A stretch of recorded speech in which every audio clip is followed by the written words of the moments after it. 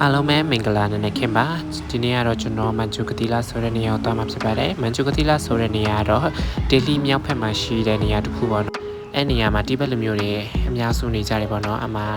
shopping ထွက်လို့ကောင်းတဲ့စားသောက်ဖောက်ဆောင်ရှိတဲ့အတွက်ကြောင်းသားလူကြီးလူငယ်မရွေးသွားလျက်နေတတ်ကြပါတယ်ကျွန်တော်တို့ metro လက်မှတ်ဖြတ်ပြီးတော့တခါတည်း metro စီးကြတော့မှာဖြစ်ပါတယ်metro စာစီးပြီးပေါ့နော် metro စာစီးပြီးတော့နေရာတစ်ခုမှာ interchange ရပါတယ် interchange တဲ့ချိန်မှာကြည့်လိုက်တော့လူတွေကပြရွက်စိတ်အောင်လို့ပဲအရင်များပါတယ်အိန္ဒိယမှာအများဆုံးကလူတွေပါပဲဘယ်နေရာတော့လူတွေကိုတော့မမြင်ချင်တော့မြင်နေရမှာပါနော်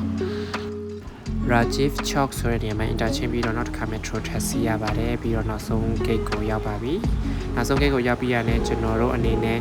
right short taxi ပြီးတော့ metro ကတိလာဆိုတဲ့နေရာကို9မိနစ်ခန့်ထပ်သွားရပါတယ်တနင်္လာရီကြာ metro စီးပြီးတော့ကျွန်တော်တို့ metro ကတိလာဆိုတဲ့နေရာကိုရောက်ပါပြီရောက်ချင်းမဲ့ကျွန်တော်တို့ပိုင်ရန်ဆန်နေတာဖြစ်တဲ့အတွက်ကျွန်တော်တို့ Kimchi Restaurant ဆိုတဲ့ကိုရီးယားစားသောက်ဆိုင်မှာဝင်ပြီးစားကြမှာဖြစ်ပါတယ်အမှာတော့ cocktail box ဆိုအိန္ဒိယစားကိုရီးယားစားတွေရပါတယ်ပြီးတော့ကျွန်တော်တို့မှားထားတဲ့ရောက်လာပါပြီကျွန်တော်တို့ဘာတွေမှားထားလဲဆိုတာကတော့ပထမဆုံးအနေနဲ့ tteokbokki ပေါ့နော် tteokbokki ကတော့ကျွန်တော်ညီလေးမစားဘူးလေကျွန်တော်တို့အတွက်မှာပြန်နဲ့ side dish တွေလေးခုရှိပါတယ်ပြန်နဲ့ကျွန်တော်အတွက်ကတော့ tuna kimbap ပေါ့နော်အဲဒါကျွန်တော် favorite ပြန်နဲ့ prawn ramen ပစုံခောက်ဆွဲပေါ့နော်ပြန်နဲ့ကျွန်တော်တို့စားပြီးတော့သုံးဆောင်ကြရမှာဖြစ်ပါတယ်ပြီးတော့ကျွန်တော်ကတူနာကင်ပန်းကိုရုပ်ချောလေးနဲ့မီးပေးမှာဖြစ်ပါတယ်စားကြပါအောင်ဗျာစားလိုက်တော့ရတာဘယ်လိုလဲဆိုတော့ video reaction လို့ပဲရန်ကောင်းပါတယ်စားပြီးတော့သုံးဆောင်ကြပါအောင်ဗျာပြီးတော့သူတို့ကစားတော့ဆိုင်ကို private room ပုံစံလိုမျိုးလုပ်ထားပြီးတဲ့အတွက်စားတော့သူတွေအနေနဲ့အေးအေးဆေးဆေးစားလို့ရတယ်ပေါ့နော်အဲ့ဒါကောင်းတဲ့အချက်တစ်ချက်ပါပြရတယ်ကျွန်တော်တို့ shopping try ရဲ့ Korea photo booth ကိုတွေ့တဲ့အတွက်ကျွန်တော်တို့ try ကြပါတယ် try နဲ့ပတ်စံ400လောက်ထွက်သွားပါတယ်ဗျာ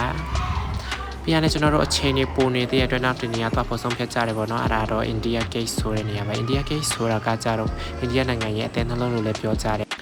metro taxi ပြီးတော့ကျွန်တော်တို့ India Gate ကိုရောက်ပါပြီရောက်ချင်းမဲ့ကျွန်တော်တို့မှာချဘူဖေးဆိုင်ပေါ့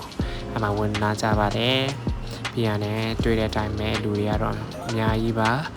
ပြီးတော့ India Gate ကိုရောက်တဲ့ဆိုရင်တခုတတိထားမှာက scammer တွေရန်ပေါ်တဲ့အတွက်ကိုတတိထားပါ